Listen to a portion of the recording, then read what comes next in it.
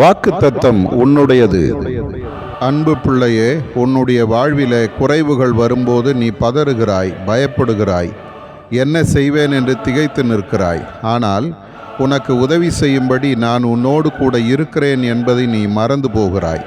கானா ஒரு கல்யாண வீட்டிலே திராட்சரசம் குறைவுபட்ட பொழுது மரியாள் என்னிடத்தில் வந்து குறைவை சொன்னாள்.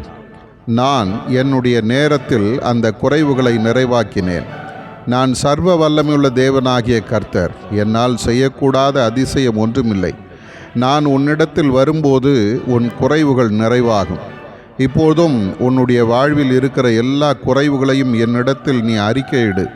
என்னுடைய பாதத்திலே காத்திரு. உனக்கு உதவி செய்யவும் உன் குறைவுகளை நிறைவாக்கவும் நான் உன்னோடு கூட இருக்கிறேன். ஏற்ற நேரத்திலே உன் வாழ்வில் விடுதலையும் அற்புதமும் வெளிப்படும்.